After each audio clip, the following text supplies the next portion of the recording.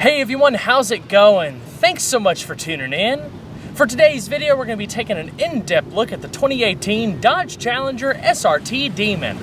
In this review, I'm going to start it up, show the engine, get an exhaust clip, and go over the performance data. Of course, I'll take it on a thorough drive, both on the road and the drag strip, and show you many of the unique aspects throughout the interior as well as exterior. So, without further ado, let's go ahead and hop on in, start her up, and let her run.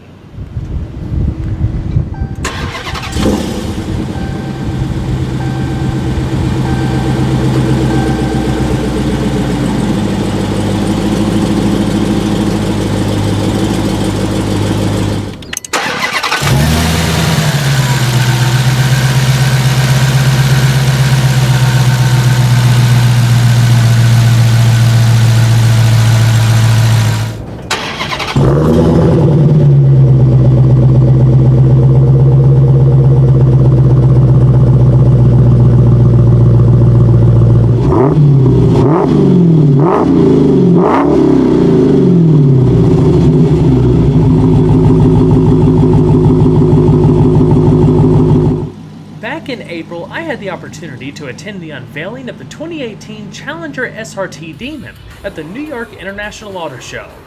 There was so much energy surrounding what had been one of, if not the most hotly anticipated new car releases in quite some time. It's the first of its kind, a purpose-built street-legal drag car that brings new meaning to the term muscle car, pushing the envelope further than the already impressive Hellcat. The Challenger has always represented the best day-to-day muscle car choice if you were looking for something that blends comfort, performance, and practicality. The Demon is another beast entirely, designed for one thing, covering the quarter mile as quickly as possible. By focusing on weight loss and combining the best of both mechanical and electronic tuning, the Demon is able to take up to 840 horsepower and somehow tame it enough to maximize launch grip and remain impressively stable at high speeds. Let's not forget that this is a street car too. In normal driving, you'd think you were behind the wheel of a stripped-out Hellcat. Only when you start feeding in that throttle do you realize that this car is something different, an experience unlike anything else. There's an incredible amount of information I'll be covering today with an end goal of giving you a deep dive into what makes this car so special. Production of the Demon will be limited to a total of 3,300 units, including 3,000 units for the United States and 300 for Canada, exclusively for the 2018 model year. Pricing before options will start at $86,090, including a $1,700 gas guzzler tax and a $1,095 destination charge. I'll cover a lot of the optional extras later in the video. Just like any other Challenger, the Demon comes with a 3-year 36,000-mile limited warranty and a 5-year 60,000-mile limited powertrain warranty. Drag racing is so much more than just lining up and mashing the throttle. There are many things that must be taken into consideration, including how much grip you're working with. The Demon's wheel and tire package consists of lightweight 18 by 11 inch alloys and 315/40 Nitto NT05R street-legal drag radials. To house the wider wheels and tires, the Demon adopts fender flares that add 3.5 inches to the car's overall width. The wide-body styling really amplifies the Demon's aggressive stance, something that you'll also find with the upcoming 2018 Hellcat widebody. The fit and finish is spot on and the attachment points are all concealed. The front side marker lights are even styled in a way so that they flow with the shape of the flares. Other exterior changes over a Hellcat include a larger front splitter, a different deck lid spoiler, badging, and of course the air grabber hood. The unique compound and sidewall construction of the tires gives the Demon more than twice the grip of a Hellcat, increasing launch force by 40%. They're also designed to run lower pressures in order to allow the sidewall to wrinkle at launch a bit for even more grip. To make sure you're not running too little pressure, there's a little devil tail index mark stamped into the wheels. You'd simply mark the tire next to the tail before making a pass. If it later moves relative to the tail, it indicates that the wheels are spinning inside the tires and more air is needed. To help maximize the contact patch of the rear tires, a different rear knuckle was used, which reduces negative camber by half a degree. With the available Demon crate, a pair of narrow 4.5 inch wide front runners are included for use on the drag strip. They weigh less and carry less rolling resistance than the standard full-size wheels, but they're not street legal. The Demon quickly clips speed thanks to a robust Brembo braking system. However, by using smaller 14.2-inch front discs and 4-piston calipers compared to the SRT 392 and Hellcat, 16 pounds of weight was saved. The rear brakes are unchanged, featuring 13.8-inch discs and 4-piston calipers. Stopping performance felt very comparable to an SRT 392, which weighs about the same as the Demon and is able to stop from 60 miles an hour in about 104 feet. To help minimize fade under hard use, the underbody and front fascia integrate dedicated ducting that continuously feed cool air to the brakes. Unlike a regular Hellcat, the Demon uses electric power-assisted rack and pinion steering. The overall ratio is 14.4 to 1 and it takes 2.56 turns to lock. The turning circle is measured at 38.1 feet. The steering is now tied into the SRT drive modes, so you can adjust the level of assistance to tailor it for use in the road or the drag strip. Underpinning the Challenger is a fully independent suspension that consists of unequal length double wishbones in front and a 5-link design in the rear. One of the most remarkable things about the Demon is how it's able to transfer about 2,500 pounds of weight from the front to the rear wheels during a launch. This is partly due to the aforementioned weight-saving measures and the fact that the Demon uses softer springs along with hollow sway bars that are both softer and lighter than what you would find on a Hellcat. However, the majority of credit goes to the 3-mode Bilstein adaptive shock absorbers. When the Demon is set to drag mode, front damping is set to firm compression and soft rebound, while rear damping is set to firm compression and firm rebound. This ensures that the front end is able to travel more freely, helping accelerate the transfer of weight to the rear, which remains planted. The more weight you can transfer, the more the rear tires are able to dig into the pavement. This damping configuration remains active as long as you're at wide open throttle. If you back off the throttle for more than 15 seconds, the damping automatically switches to firm compression and firm rebound for the front and the rear to improve handling. In fact, the Demon is the world's first production car with the ability to lift its front wheels at launch. It currently holds a production car Guinness World Record for the longest wheelie from a standstill at 2.92 feet.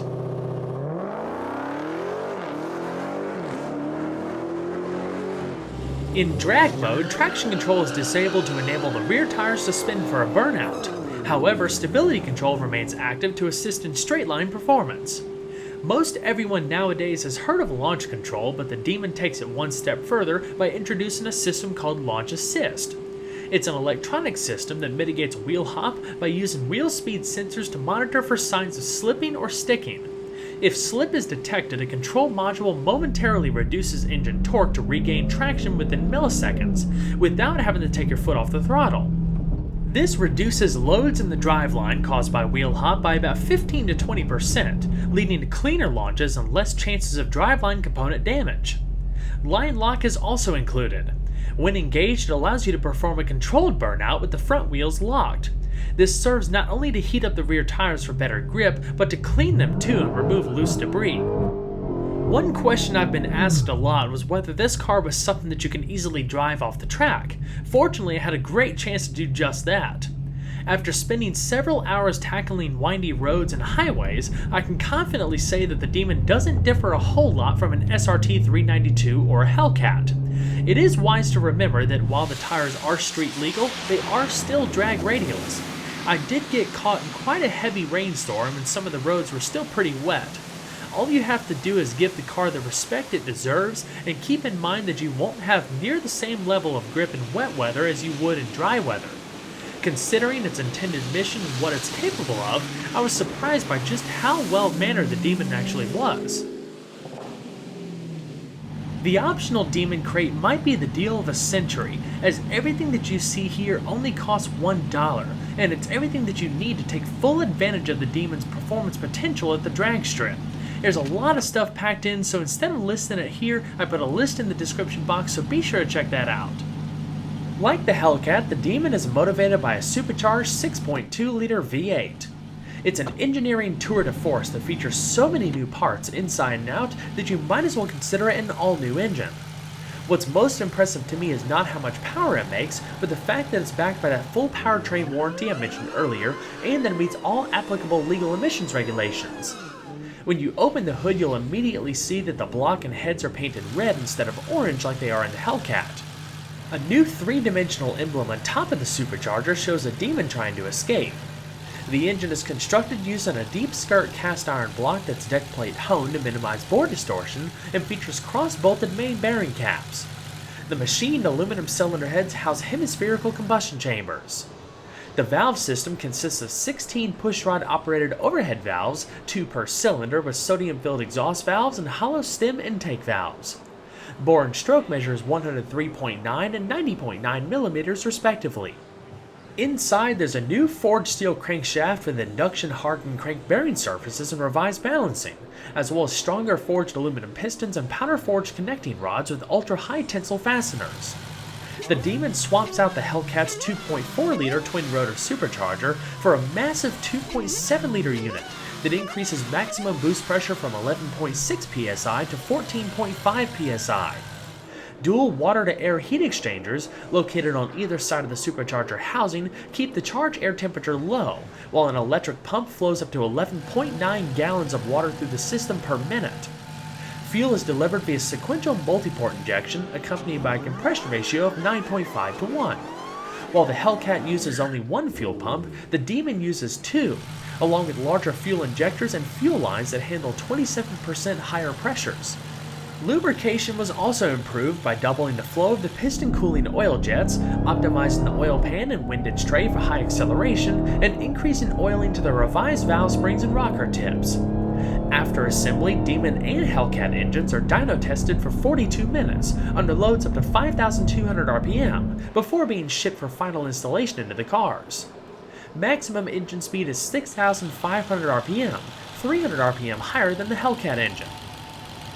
Straight from the factory, the Demon develops a staggering 808 horsepower at 6,300 RPM and 717 pound-feet of torque at 4,500 RPM. Those numbers are with 91 octane fuel, too. However, this is the first factory production car that's also designed to run on 100 plus high-octane race fuel. That being said, the only way you can unlock the engine's full potential of 840 horsepower and 770 pound-feet of torque is to opt for the Demon crate. With it comes a direct connection controller that, at the touch of a button, can switch between pump gas and race gas tunes. The engine can run on a mix of 100 plus octane and premium fuels without hurting itself, but the high octane tune can only be accessed if the combined octane rating is high enough. With full power on board, the Demon can hit 60 miles an hour in as little as 2.3 seconds and fly through the quarter mile in 9.65 seconds at 140 miles per hour. The drag radials are rated up to 168 miles per hour. At launch, it accelerates with as much as 1.8 G of force, the highest ever recorded in a factory production car. To achieve this level of performance, an engine has to be able to breathe as freely as possible. The Demon features a new low-restriction induction system that allows air to flow at a rate of 1,150 cubic feet per minute. That's 18% more than a Hellcat. At the heart of the system is a large air box that collects air from 3 different sources. The most noticeable is the unique air grabber hood and massive 45.2 square inch hood scoop, which seals directly to the air box. The other 2 sources include a driver's side air catcher headlamp, just like you would see on a Hellcat, and an extra inlet near the wheel well. On top of increasing airflow, the Demon's cooling system had to be completely redesigned. One standout feature is the new SRT Power Chiller. It redirects air conditioning refrigerant from the interior to a chiller unit mounted by the low-temperature circuit coolant pump. After being cooled by the ambient air passing through the low-temperature radiator at the front of the car, the charge air coolant flows through the chiller unit to cool it down even further before flowing to the heat exchangers in the supercharger. This helps lower the temperature of the charge air significantly. On top of that, the Demon also incorporates an after-run cooler, which keeps the engine's cooling fan and low-temperature circuit coolant pump running for a period of time once the engine is shut off after a run down the drag strip. It works to lower the temperature of the supercharger and heat exchangers, helping minimize heat soak effects. This process can be tracked through the Uconnect system. There you can see in real time when everything is back to their operating temperature before heading out for another run. Power is harnessed by an 8-speed automatic transmission, while torque delivery between the rear wheels is controlled by an electronic limited slip differential. Along with leaving the transmission to do its own thing, you can select gears manually by the console shifter or by a set of metal paddles in the back of the steering wheel. For the most part, the transmission is the same ZF8HP 90 unit that's offered in the Hellcat, with the exception of a few things. The first is an upgraded 151K torque converter. The K factor is a measure of torque multiplication and stall speed. Compared to the Hellcat's 137K unit, the Demon increases those measures by 18% and 11% respectively. Another difference is the integration of a software-based trans brake, which locks the transmission's output shaft to hold the car before launch, allowing you to increase engine speed up to 2,350 RPM without overpowering the brakes. This is a pretty standard feature in drag racing, but it's a first for a factory production car.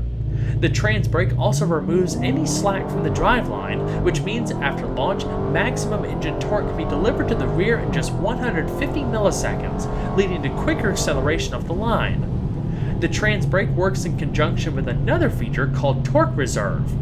Once engine speed surpasses 950 RPM, it closes the bypass valve to pre-fill the supercharger with boost. It also manages fuel flow and spark to balance engine speed and torque. When used in conjunction with the trans brake, as much as 8.3 psi of boost is achievable when sitting still, resulting in a total launch torque of 534 pound-feet. In order to handle the incredible amount of torque, all of the driveline components have been upgraded, including the drive shaft, differential, half shafts, and more.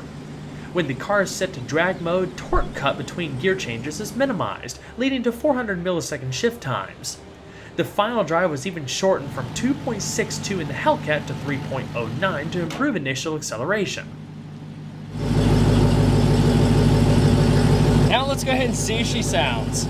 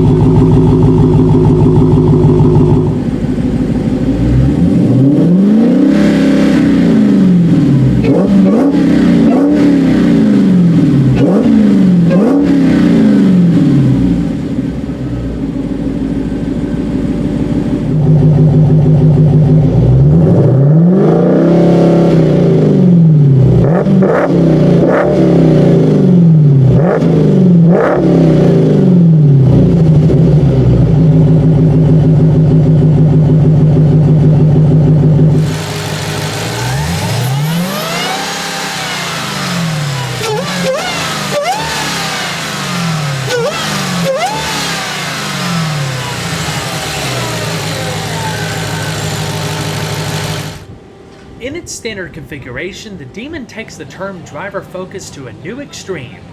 In looking at ways to drop weight wherever possible, the first things to go were the front passenger seat, floor mats, and rear seat, along with all accompanying hardware and seat belts. Together, this saved about 113 pounds. That being said, if you are interested in purchasing a Demon, but weren't planning on using it exclusively as a drag car, the front and rear seats can be added back for just $1 a piece. However, leaving out the rear seat makes room for an available 4-point harness bar.